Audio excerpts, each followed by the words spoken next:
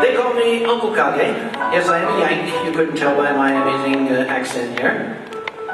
And they call me a storyteller. That's not really the right word to use.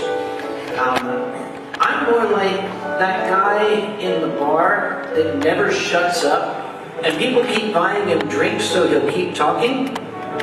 That's pretty much exactly what it is, isn't it? Yeah, okay. That's all I am. Meanwhile, that is Fox Moore, world-renowned musician who has recorded an album of studios.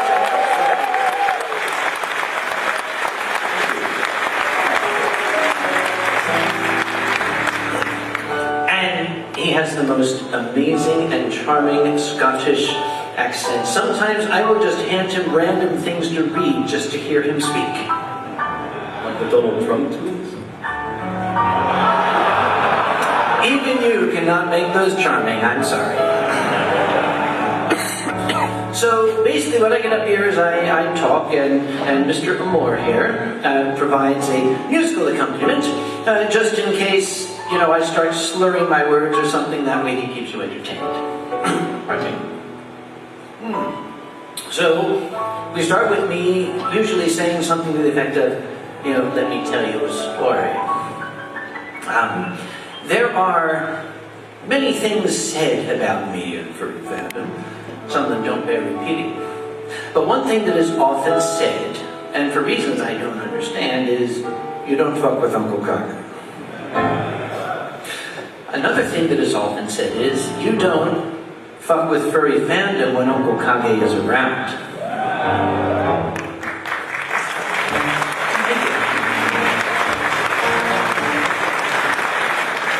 Would you like to hear about a gentleman who tried to do both at the same time? I thought you would. Let me tell you a story. I'm going to take you back in time to 2016. Farther than that. I'm getting old. It was March of 2016. I was contacted by the gentleman who runs my Artist's Alley at Anthrocon. By the way, I'm the chairman of Anthrocon, that doesn't matter. But the gentleman who runs my Artist's Alley came up to me and said, we need a POS. Now, I didn't know what that was. As far as I was concerned, a POS described a very, very old car that barely runs. In the United States, that stands for piece of shit. So I said, I'll sell you mine. But he said, no, a POS is a point of sale system. It's essentially a glorified cash register. It's like, you know, computerized, and it's got decimals and megabytes and things. It costs $7,000, and all it does is keep... Okay. Imagine if you took a cash register and gave it to German engineers. That's what I'm talking about. So he said, we need it, and I said, okay, even though I was loath to spend $7,000 on a POS. But I told the Artist Alley director, his name is Shadow Wolf. He's the only person in the fandom with that name. I told Shadow, okay, go ahead. And he said, I have ordered one that will be shipped to us from the state of Utah.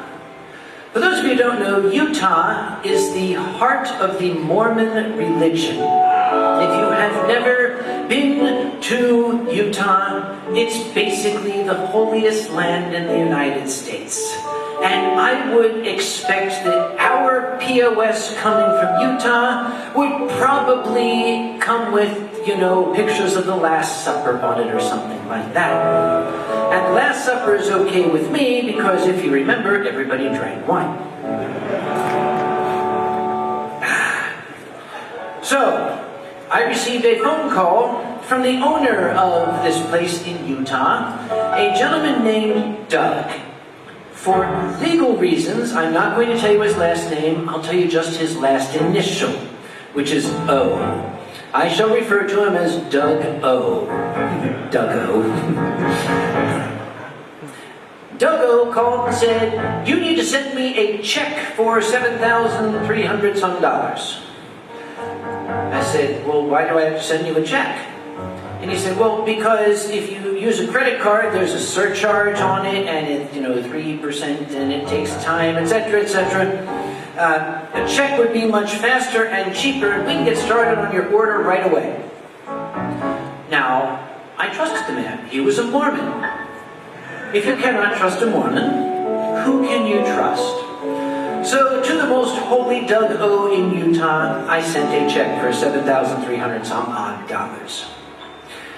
And that was the 30th of May, I remember. 30th of March. And I waited and time went by. March became April. April started to become May. And I contacted Shadow and I said, have you received that POS system, your point of sale system? And he said, did you order it? I said, I'm going to take that as a no. Now, in my head, ominous music started to play. In my head, ominous music started to play.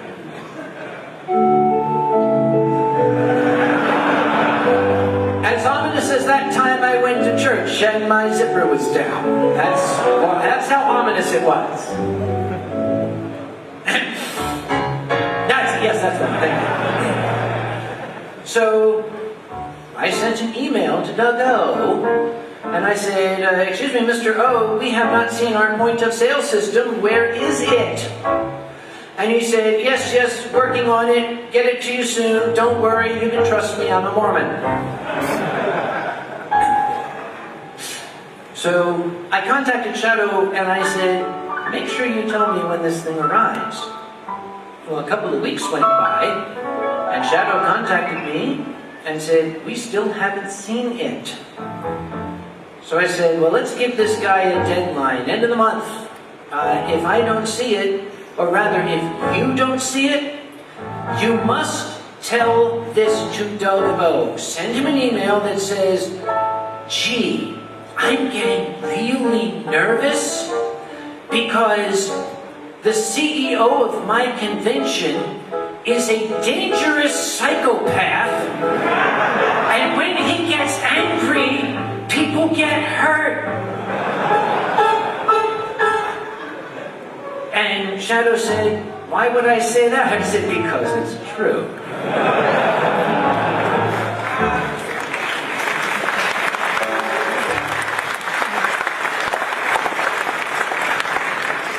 Suddenly, we were at the end of the month. And Shadow told me we did not have our point of sale system. So I sent a little email that said, Dear Doug, call me, and my phone number. I got back an email that said, yes, I know, there's a single thing we're waiting for, and it's just going to be...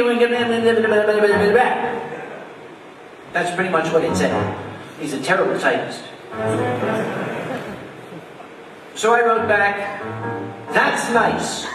Call me, and the phone number. And he wrote back, I can't call you, I'm not in my office. Well, it's an amazing thing about the state of Utah. In the entire state, there's only one telephone, and it's in Doug O's office. So I sent a note saying, okay, we're going to give you till June 10th, I believe it was. And I copied it to Shadow and I said, if we do not have this on June 10th, we are going to cancel the order and we're sorry. June 10th suddenly was there. I contacted Shadow at the end of the day and said, do we have a point of sale system? And he said, no. So I sent an email to Doug O saying, please cancel the order. We are not going to take delivery. Give us our money back. Shadow, find me another one from somebody else. Doug O wrote back, and suddenly he learned how to type because it was very clear. He wrote back, "I can't cancel the order, it's already been shipped." Good! Hallelujah! Praise the Lord, it's already been shipped. So I was all excited. So I said, "Oh, this is wonderful, thank you very much. I'm sorry I doubted you." Now is where things get odd. Because I'm going to describe to you an email exchange that I had with Doug O. It's going to sound like I'm making a joke, but it's not. I'll show you the emails. I said, "Thank you, Doug. Can you send me a tracking number?" And he wrote back, "Yes, I can."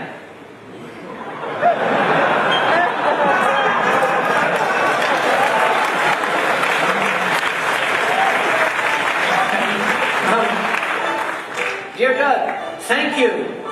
Are you going to send me a tracking number?" And he wrote back, "Yes."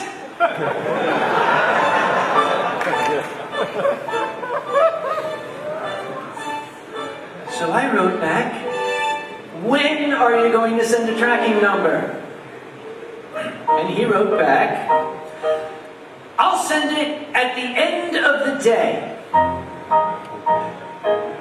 I should have asked him which day.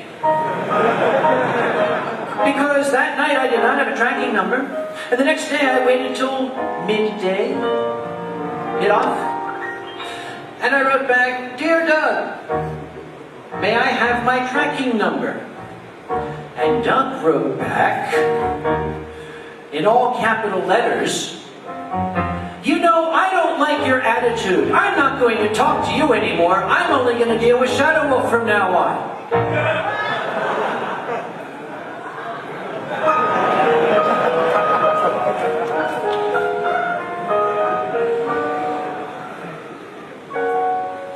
The following people will remain. Somebody gets the reference. I wrote back, "Is that so? Cancel the order. Shadow, if you receive this POS system, you are to return it unopened. Get me another one. Mr. O, I am through dealing with you. You will send me a refund. You have 10 days. And he wrote back, you have no right to demand, and you cannot, blah, blah, blah, blah, blah, blah. He started typing that way again. I didn't read it, okay, whatever. Now, this was only 3 weeks before Anthrocon. Shadow Wolf got a different point of sale system. And here's something that in the times I told the story in the past, I didn't tell this little detail. When Shadow Wolf got the new point of sale system, he wanted to make sure it would talk to the existing point of sale system, which we had purchased from Doug O himself 6 years previously. When we plugged the Doug O disk into the new point of sale system computer, it came up as malware. Which is the things that hijack your computer and steal credit card numbers? Okay. So we put the new point of sale system into place. And Anthrocon proceeded, I think. I never remember, I don't know. Anthrocon must have proceeded because people did not say nasty things, and when I look on the map, the city of Pittsburgh is still present. After the convention, I realized time had passed, so I sent an email to Doug O saying, "I have not seen my refund. Where is it?" And he didn't write back. And I said, "Okay, now it's time to be Uncle Kage. And I'm going to have fun." So I looked up on the internet. The internet is a very useful thing. How can I file a legal lawsuit in the state of Utah against this guy to have the judge order him to pay me? I discovered It's a 2-page form and a $100 check. That was easy. So I filled it all in, and I sent it away. The form was very simple. You know, who are you? I am me. Who is he? He's a dick. Why are you suing him? You know, I gave him money. He did not give me shit. I want my money back. Please help. I have the form. I'll show it to you. That's what it says. Well, a week later, I got the form back, and it said, your case has been accepted by the court. You are now officially suing Doug O. It is Anthrocon versus Doug O. You have a court date of October 5th. October, that's months away. So I thought, I'll get the wheels in motion. I sent an email to Doug O saying, look, pay me back or else. He didn't write back. So the next step of the legal process in my country is you have to give the court papers physically to the person. It's called serving the papers. Have you heard the expression, you've been served? That's what happens. You hire a guy who goes up physically with the papers and goes blam and hands them to the guy right on his nose. And this is certified by the court. So I called up what we call a process server. See? And I said, I need your help. I got a court case. This guy is a schmo. He owes me money, and I need you to get the papers to him. The process server said, what is the guy's name? I said, his name is O. And the process server said, Doug O? I said, oh, do you know him? And the process server said, well, we're familiar with him. I said, okay, do you need his address? No, we have that, it's okay.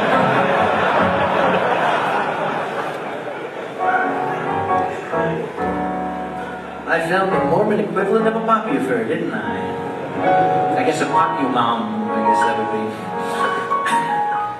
So a week later, I got a note back from the process server. Yes, we gave the papers to Doug O. He now knows that he must appear in court on the 5th of October.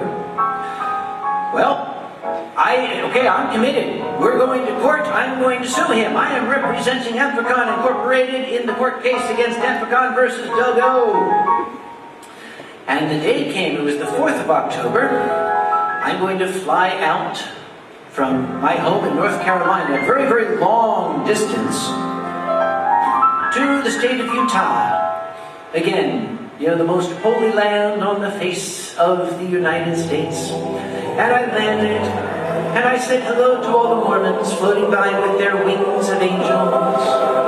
And I said, oh, pray, Mr. Mormon, sir, how do I get to the courthouse? He said, oh, yon courthouse lays beyond the glen. And he fluttered away on his angel wings. So I drove in a rented car, which I rented from another Mormon guy with wings, down to a little town, and I stayed the night in a hotel. Well, the next morning was the court date. Now, if I am going to go to court, you can't wear a lab coat. You want to be taken seriously. But you don't just want to be taken seriously, you're going to be facing the person you're suing, so you sort of want to look a little intimidating at the same time. I got that covered. Because I'm from Philadelphia. Give me a second here.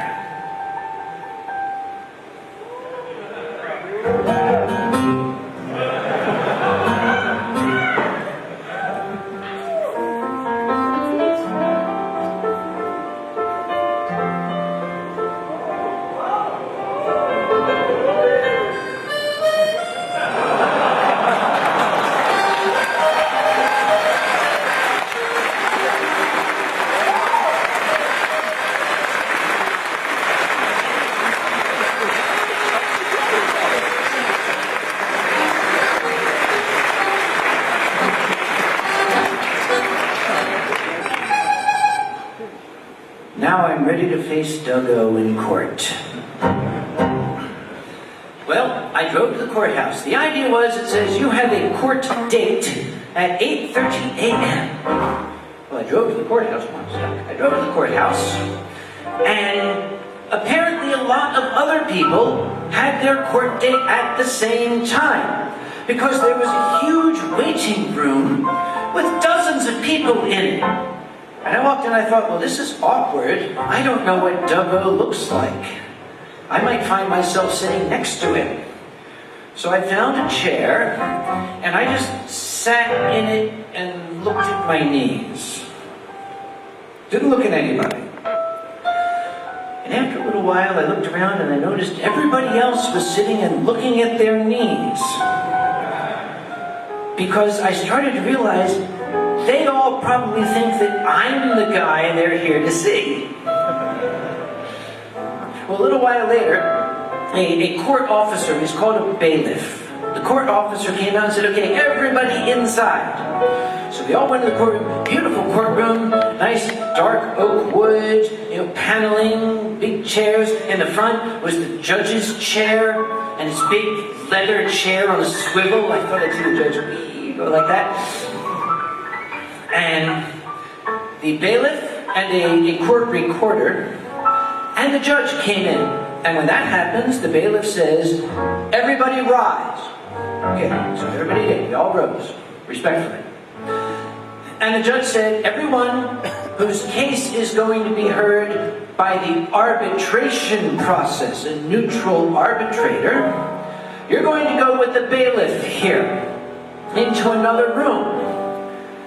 And when the bailiff came by and was ushering people out, I said, excuse me, what about me? And he said, oh no, your case is going to be heard here, so you can stay. I said, okay.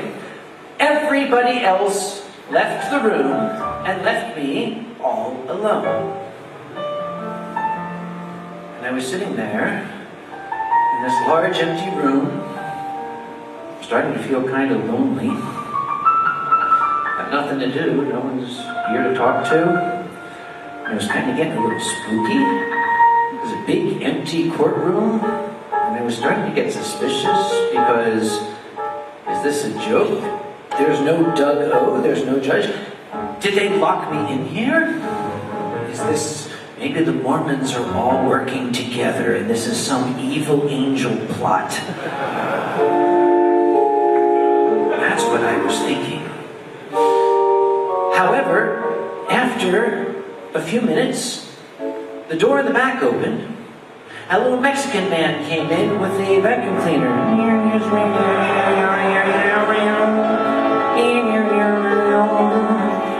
He came by me.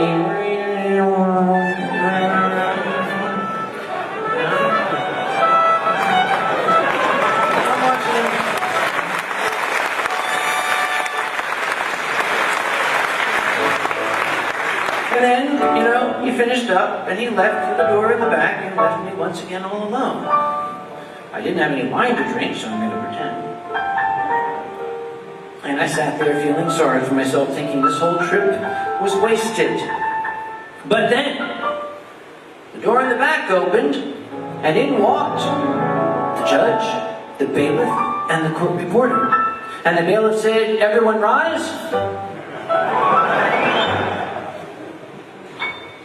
And the judge said, okay, Anthropon versus Duggo, step forward. There was a podium there. They gave Uncle Kage a podium. And the judge said, state your case. So I stated my case as eloquently as I could. Your Honor, this Duggo guy is a schmo. He took my money, I want my money, and he didn't give me anything, help me. A little more eloquent than that, but I'm short on time. And the judge said, where is this Doug O? I said, I don't know. He didn't bother showing up.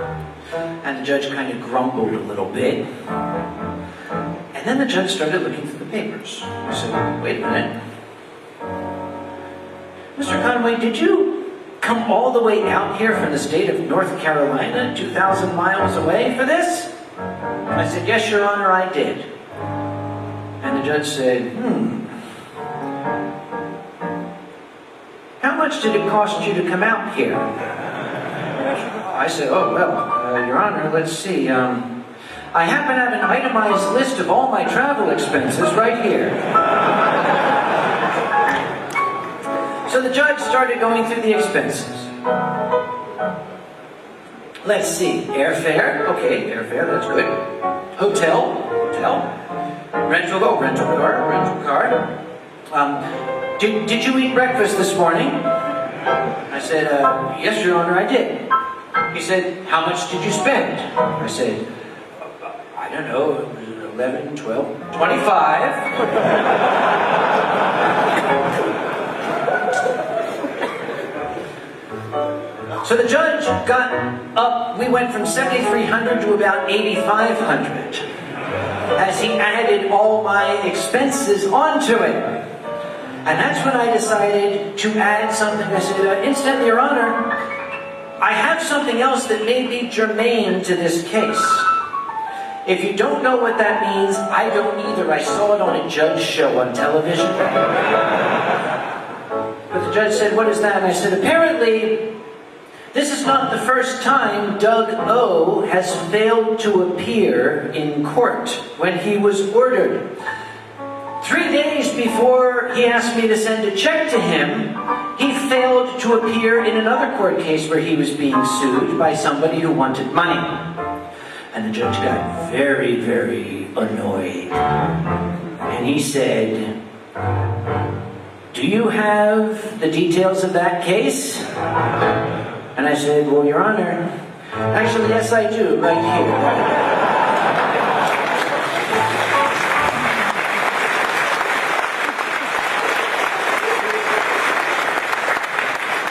So the judge wrote an official order. Dear Doug O, you are a schmo. You must give this guy money or else. And he handed it to me. And it had the judge's signature. Pay up or else. And the judge said, just have this delivered to Doug O. I said, well, Your Honor, I was going to ask you about that. See, it's barely 10 o'clock in the morning. My flight doesn't leave till 6. I don't know if you're in a position to give me advice, but I was thinking to hand this to him personally. What do you say? And the judge looked a little surprised, and he looked over at the bailiff who said this.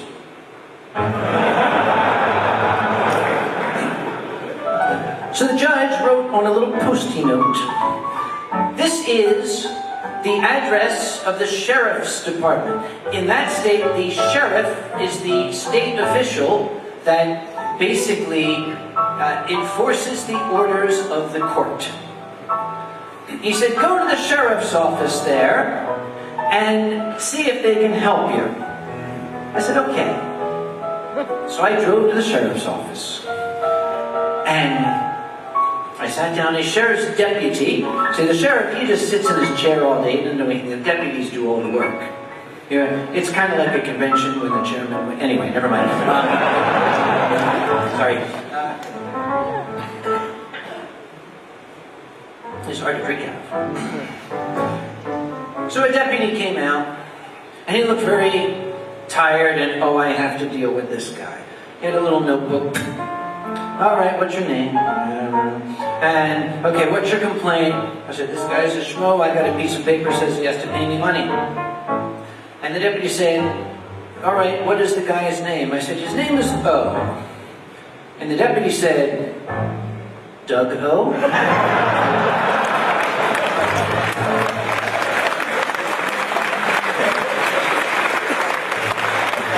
I said, yes, as a matter of fact.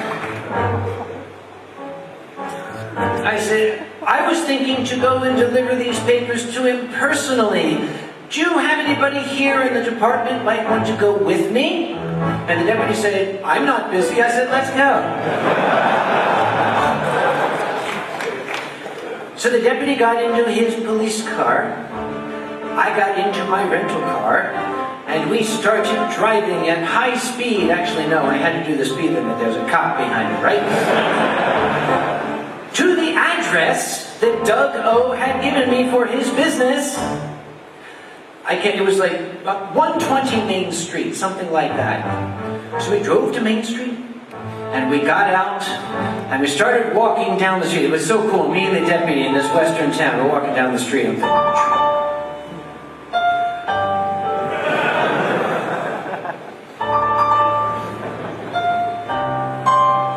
we got to 120,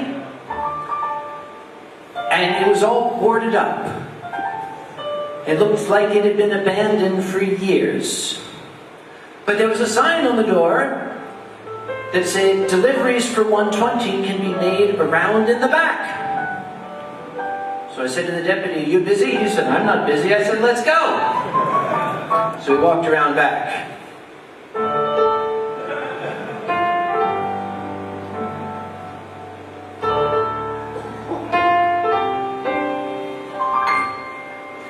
But in the back, all the doors looked the same. They didn't have any numbers on them. So I thought, well, this looks like number 120. And I knocked on the door, and a very, very pretty young lady answered. I said, excuse me, is this number 120? Sorry. I said, is this number 120? She said, yes, it is. I said, well, I suspect I may be wasting your time, but you see, I was looking for, and she said, Doug O? I said, well, now that you mention it, yes. And she got angry. She said, is he still using this as his business address? He's not been here for 2 years. I said, well, that's a shame. Do you know where he's now doing business? She said, no, I don't. But I have something that might help. She went off and she came back with a big rolled up piece of paper. It was the blueprint design for the office for when Doug O was there. And on it was written an address. And the deputy looked at it and said, that is a home address, a residence address. I said, oh, really? Are you busy? He said, I'm not busy. I said, let's go.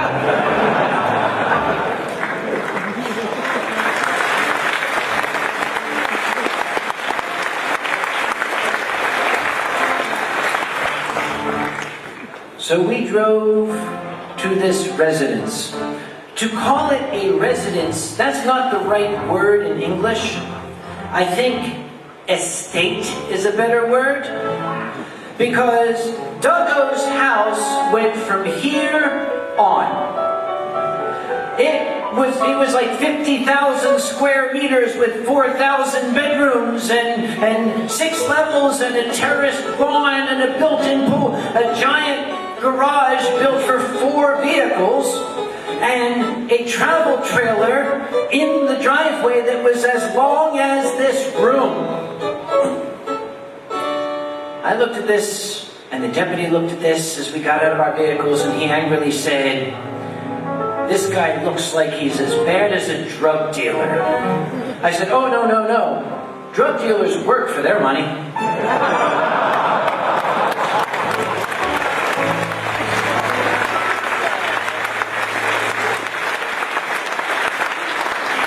He looked at the door. I looked at the deputy and said, are you ready? He said, I'm ready. I said, let's go.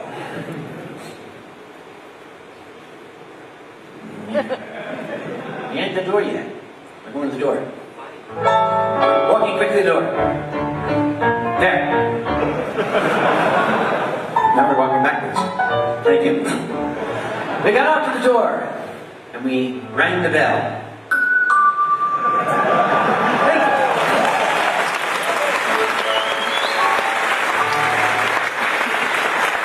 I've been waiting the whole show to do that. See, the weird thing is we actually knocked, but I knew he was waiting, so. But nobody answered, so I rang again. It makes him so happy. And a very young man answered the door. He said, may I help you? I said, yes, we're looking for Doug O. And he said, he's not here. I said, oh, well, that's a shame, but do you know when he'll be back? And the young man said, well, no, I don't. And he looked at the deputy who was doing this.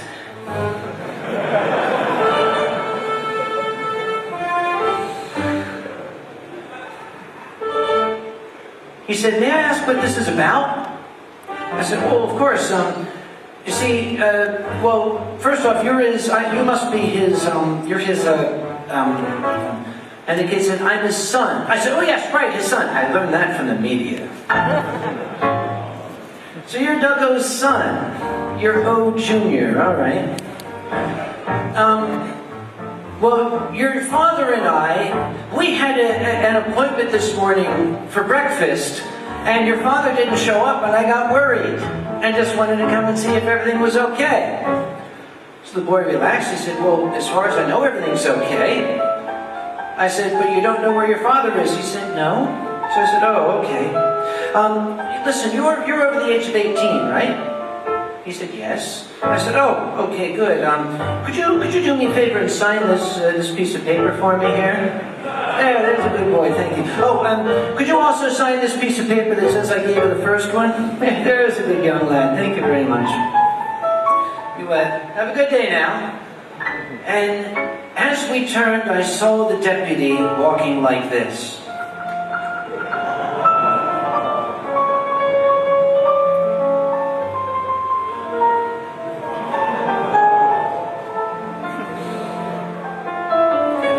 On his shoulder said, yeah, I know. But then he perked up and he said, oh, hey, do you want to file an official fraud complaint? I said, okay. He said, will you do that with the city police? You see, the sheriff's deputies, they only can do so many things. The actual police, they handle criminal complaints.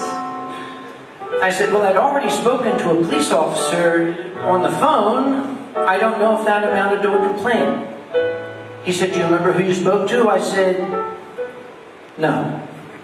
All I remember is he was a Mormon, because I could hear his wings rustling on the phone. And there was wonderful choral music playing in the background while I was speaking to him. Yes, this was the most hip-hop Mormon angel ever. And I could not remember his name. Shame on me. Yes, and then the choir came in. Thank you. I love this keyboard. Maybe we should have rehearsed. So, the deputy said, well, I will call in a police officer, and maybe you can do the complaint anyway. So he called in a policeman. Now I have 2 police vehicles and my vehicle outside of this house. And the policeman drove up, and we went to the window, and the deputy said, this is Mr. Conway. He was here to serve some papers on Mr. O. And the policeman said, Doug O? And the deputy said, as a matter of fact, yes. And the policeman turned in the U.S., they have a little computer screen in the squad car. That's so the cops can play Minesweeper when they don't have anything else to do. And here it had, O, comma, Doug. And in red letters it said, shady business dealing. So we told him the story. And the officer started taking my complaint. He said, do you remember who you spoke to? I said, oh, wait! I did send an email to him. I've got his email address. It's on my phone. It's in the car. I'll go get it. So I ran back to the rental car and got my phone. And while I was doing that, down the street, I saw it coming. A giant Cadillac Escalade that must have cost $100,000, slowly coming toward us. And it stopped. And the deputy went to the passenger side window, and I saw him lean in the window and do this. To me. And then that Cadillac continued and drove into the garage, which handles 4 vehicles, and closed. And I got down and I said,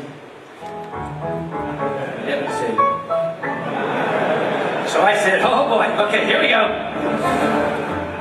Now it's time to have fun. I walked up to the edge of the driveway, and I stared.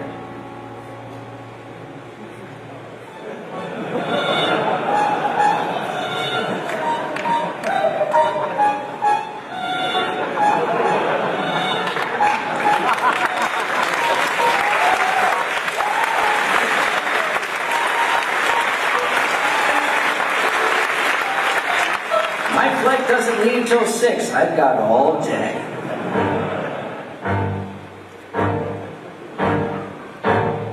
But then, after some time, the door opened, and an older man came out with a very familiar piece of paper in his hand.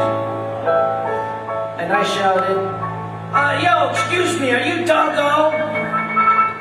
Because I figured the very thick Philadelphia accent would serve me well here. If you haven't heard it on the mobster shows, it's very useful. He said, yes. And I went up and I said, I'm Sam Conway with Anthrocon. Yeah, we had an appointment this morning and I didn't see you there. He looked over my shoulder at these two police officers and he said, what are these gentlemen doing here? And I looked back and both cops are doing this.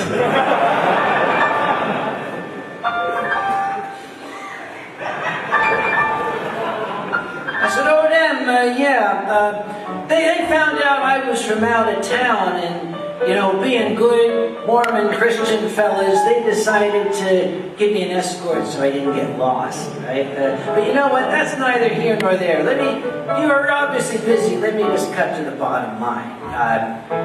You owe me money and I want the money back. And he started to say, well, you refused delivery and we tried to. I said, oh, wait, just stop right there, okay?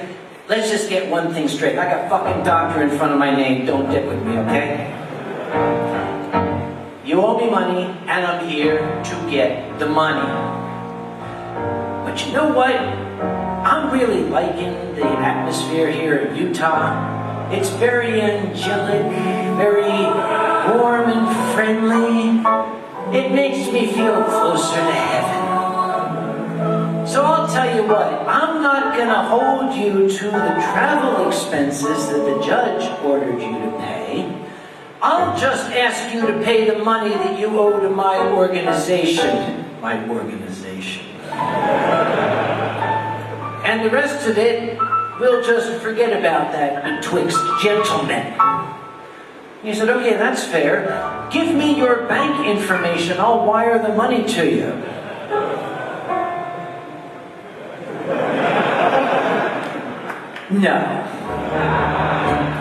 No, I'm not going to give my bank information to a crook. I said, I got a better idea. How about you get me a check, one of those certified checks, and you send it to me, before the end of the month. Oh, I recommend you send it with a tracking number and send me the tracking number, too. I know you're good at that. So he said, okay, I'll do that. He held his hand out. I looked at him and I said, yeah, right. And he went back into the house. And I went up to the police car. And the policeman was sitting in the police car like this.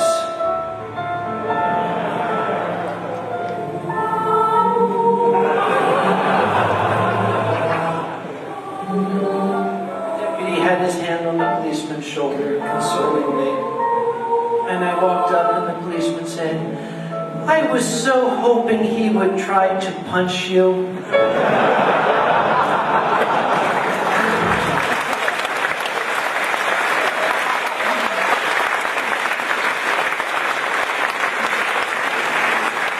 Because that would have been such an easy arrest. I said, yeah, I know. And we talked some more, but then that giant garage door opened, and that huge Cadillac Escalade, which is a vehicle that is wider than this aisle, started to roll toward us.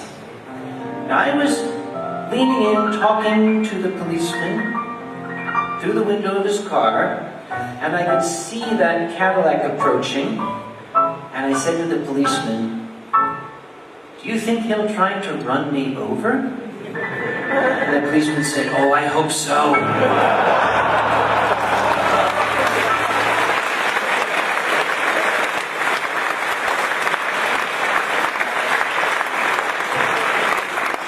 And I said, "Yeah, me too."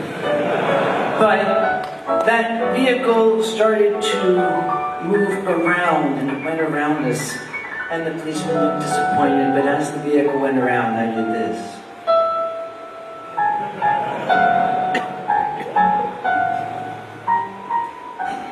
Well, I took my leave of the state of Utah, leaving behind the wonderful angelic winged Mormons. It made me sad because, as I said, it was feeling closer to heaven there.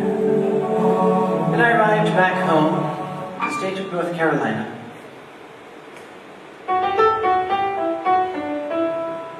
Yeah. And I waited for the end of the month. Was I surprised when at the end of the month I didn't have any check? No, not at all. In fact, I was looking forward to it, because I was having fun. So, I sent an email to Doug O saying, "Dear Doug, we had an agreement. I was really hoping we could have settled this like gentlemen, but I'm afraid at this point I'm going to have to ask you for the full amount, okay? Just send that to me and tell me when you're going to send it, okay?" I didn't hear back. Now, the internet can be a dangerous and frightening place. But if you're sufficiently sleazy, you can find enough information there to make somebody's life hell. I found out where Doug O is currently conducting business, and I called his new office. A lady answered, and I said, "I'd like to speak to Doug O." She said, "May I ask who's calling?" Okay, how am I going to handle this one? Let's see. No, we'll be straight with this one. Tell him it's Sam Conway with Anthrocon. Now, I was on hold for a long time before Doug O's voicemail message came on. And I left a voicemail saying, "Yo, Doug, it's Sam, your old friend. I've been trying to send you an email. I ain't heard back. Just wanted to check in. Bye." That was all I said. Perhaps 60 seconds later, an angry email in all capital letters came in from Doug O saying, "I told you I would pay you. I'll do it when I'm ready. Don't ever call my office again."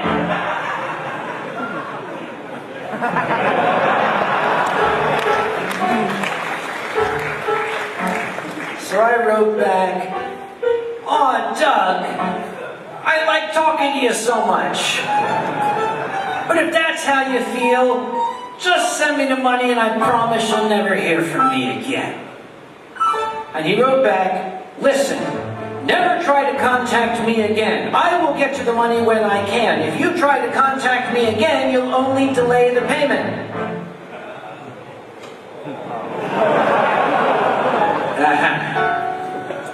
I see where this is going. So I wrote back, because I was even writing in the Philadelphia accent. I said, "Aw, Doug, I don't want this to affect our friendship. Let's not be mean. I have an idea. I'm going to be back in Utah in about 3 weeks. I'm visiting some old friends of mine. Why don't we come over to your house? We'll sit around the pool, kick back a few beers, talk. Maybe invite that young son of yours. He looks like a fine young man."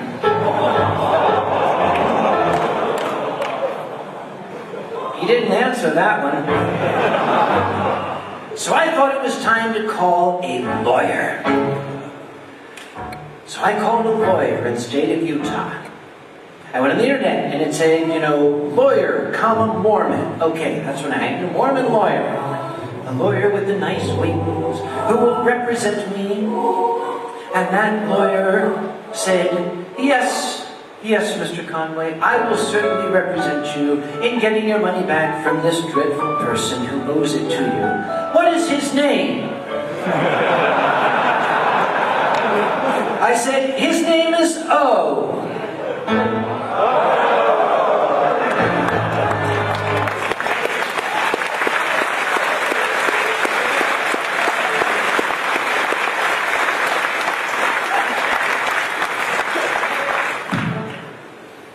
Well, the lawyer said, here are some things we can do.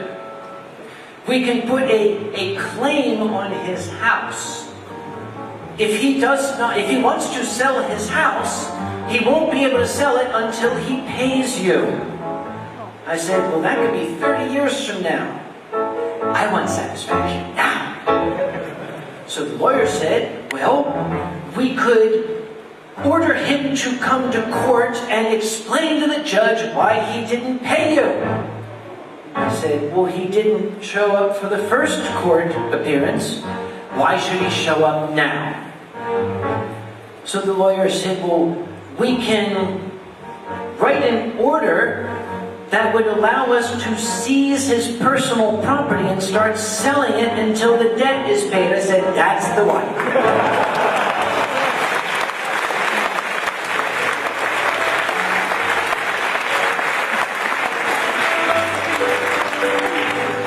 The lawyer said, well, we need to know what his personal property is. I said, there was a really sweet-looking travel trailer in that driveway.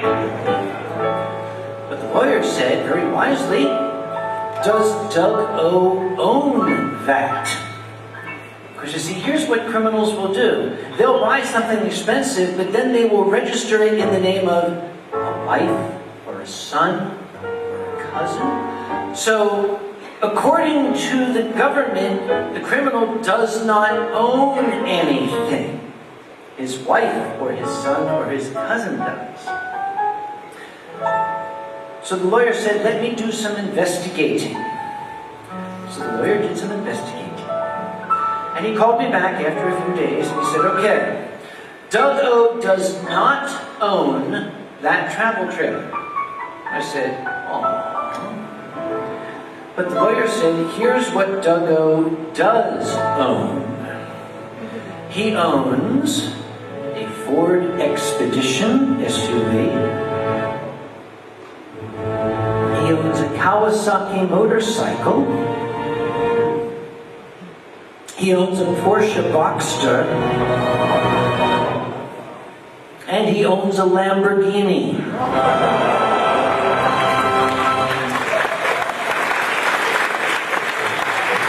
I said, ooh, do I get to pick which one we are going to take? And the lawyer said, no, because we're going to take them all.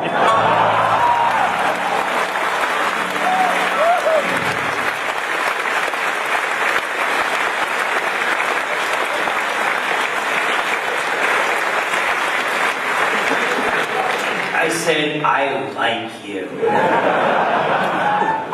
Some time went by, the lawyer called up and he told me a story. The lawyer called and said, let me tell you a story. I said, that's my line.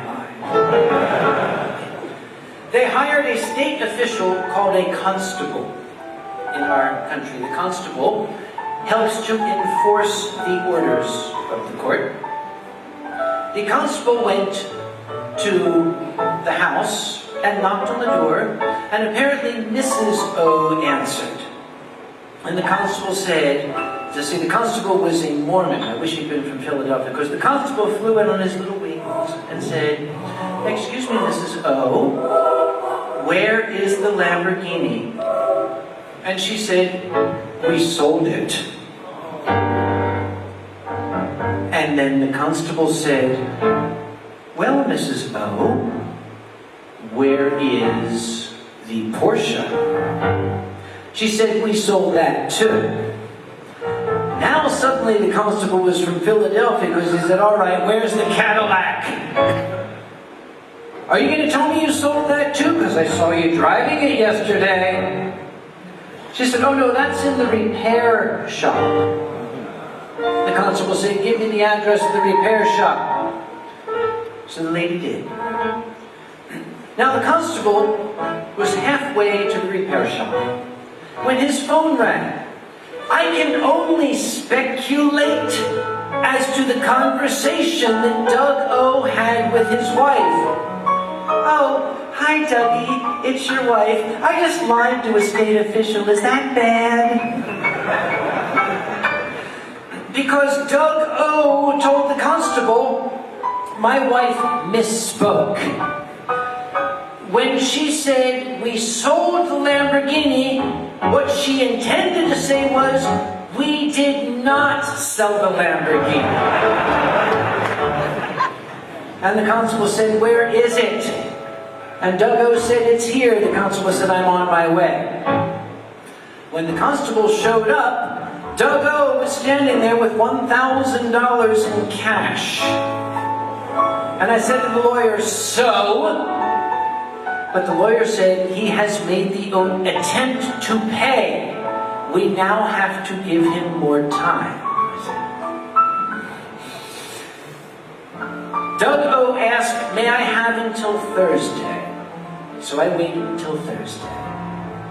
Thursday came, and the lawyer called and said, Doug O gave me another couple of $1,000, but he doesn't have it all. He wants to know if he can have until next Friday. Is that okay? I said, no. This guy's had enough. I want you to go get that goddamn lamb. I want you to start taking shit. No, he's not getting away with this. And the lawyer said, well, remember, Mr. Conway, this is going to cost you money. Every vehicle we seize, there's a fee. We pay to the constable. We have to pay for towing. We pay for storage. It might actually wipe out what he owes you. I said, I don't care. I want you to grab his shit and sell it now.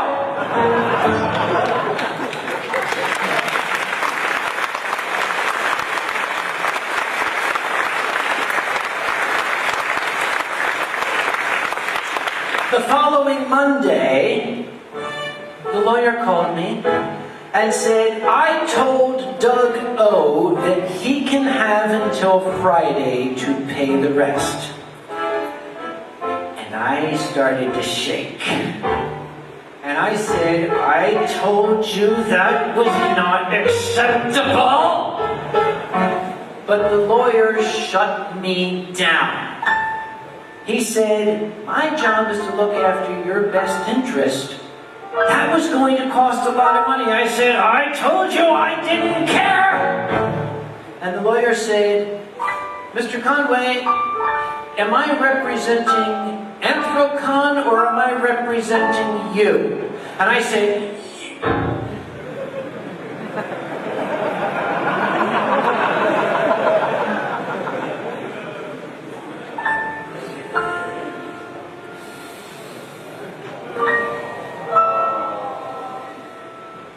touche. You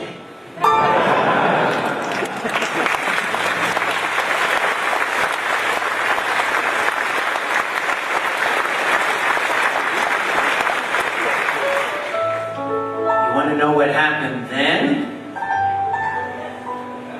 Can't tell you because my hour's up. I guess I'll just have to go sit at the bar all by myself and keep the story bottled up. And never reveal the ending to anyone.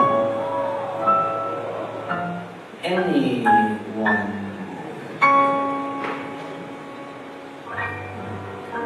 Ladies and gentlemen, I want to thank you for your attention, and I want to thank Mr. Fox some more for his incredible accompaniment that he gave us.